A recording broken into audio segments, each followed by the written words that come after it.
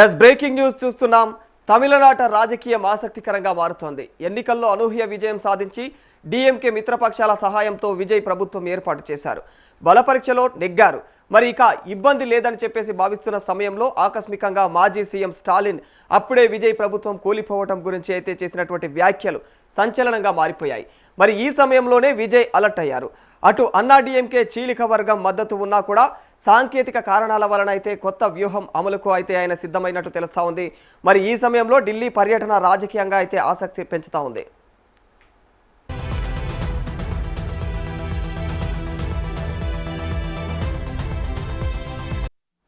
Tamil Nadu CM Vijay పాలనా పరంగా అయితే తన యొక్క మార్కు చూపించే ప్రయత్నం చేస్తూ ఉన్నారు.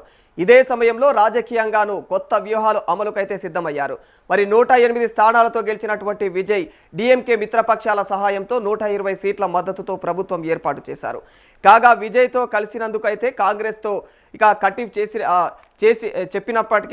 చెప్పినటువంటి డిఎంకే అయితే మిగిలిన మిత్రపక్షాలతో మాత్రం సయోధ్య కొనసాగిస్తూ ఉంది.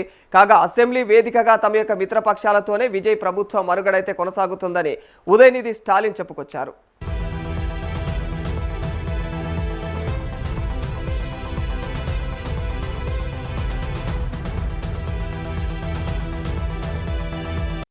ఇక తాజాగా మాజీ సీఎం స్టాలిన్ సైతం విజయ్ ప్రభుత్వం ఎక్కువ కాలం కొనసాగదని, మధ్యంతర ఎన్నికలు తప్పవని చేసినటువంటి వ్యాఖ్యలు రాజకీయంగా కొత్త చర్చకు కారణమయ్యాయి. అటు బలపరీక్ష సమయంలో అన్నాడీఎంకే నుంచి 25 మంది ఎమ్మెల్యేలు విజయ్కు మద్దతుగా నిలిచారు. అయితే వారిలో అనర్హత వేటు భయం కనిపిస్తోంది. బీజేపీకి అన్నాడీఎంకే మిత్రపక్షంగా ఉంది. తాజాగా చోటు చేసుకున్నటువంటి రాజకీయ సమీకరణాల వేళ బీజేపీ వ్యూహాత్మకంగా వ్యవహరిస్తోంది.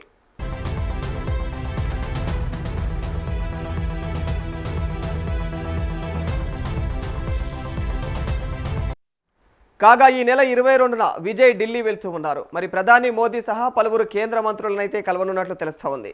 ఇప్పుడు తమిళనాడు పరిణామాలనైతే తమకు అనుకూలంగా మలుచుకునేందుకు బీజేపీ ఇక సమాయత్తం కూడా అవుతోంది.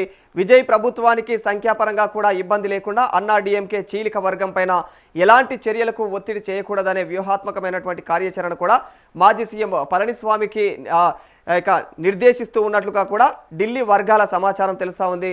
మరి ఇక స్టాలిన్ మిత్రపక్షాలు భవిష్యత్తులో విజయ్కు దూరం అయినా కూడా ప్రభుత్వానికి ఇబ్బంది లేకుండా అయితే పరోక్ష సహకారం అందించే విధంగా కూడా ఢిల్లీలో మంత్రాంగం సాగుతున్నట్లు తెలుస్తూ ఉంది.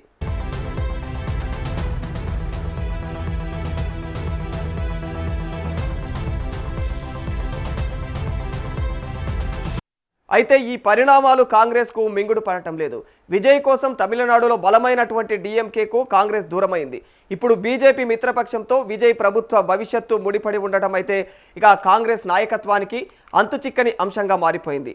అన్నాడీఎంకే చీలిక వర్గం విజయ్కు మద్దతు ఇవ్వటం పైన అభ్యంతరం లేకపోయినా కూడా మరి తెర వెనుక బీజేపీ పాత్ర కాంగ్రెస్కు ఇబ్బందికరంగా మారుతోంది.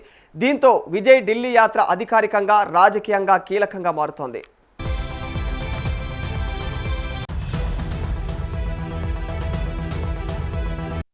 మరోవైపు తమిళనాడు ముఖ్యమంత్రిగా బాధ్యతలు చేపట్టిన జోసెఫ్ విజయ్ పైన ప్రజలు కూడా భారీ ఆశలు పెట్టుకున్నారు.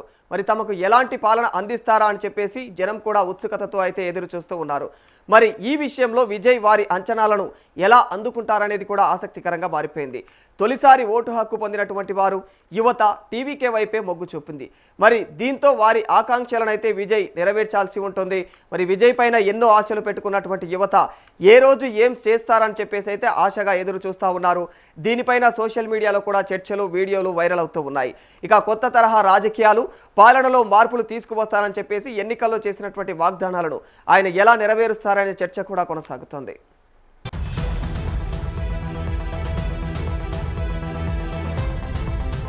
యువత కోరుకున్న మార్పు విజయ్ వేగంగా చూపిస్తారా అనేది మాత్రం ప్రశ్నార్థకమని చెప్పుకోవాలి. ఇదిలా ఉండగా ఎంకే స్టాలిన్ ముఖ్యమంత్రిగా ఉన్నప్పుడు కేంద్రం, రాష్ట్ర ప్రభుత్వం మధ్య ఓ యుద్ధమే నడిచింది.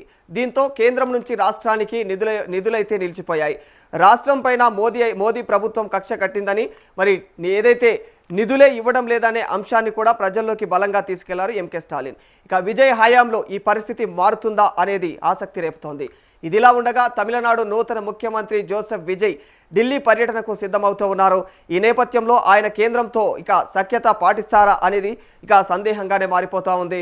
మరి ఎందుకంటే సైద్ధాంతికంగా అయితే బీజేపీని ఆయన శత్రువుగా భావిస్తూ ఉన్నారు. దీంతో ఆయన ఏ మేరకు కేంద్రం సంబంధాలను ఇక మరి నెరిపి నిధులు తీసుకువస్తారో అని వేచి చూడాల్సిన అంశంగా మారిపోతుంది.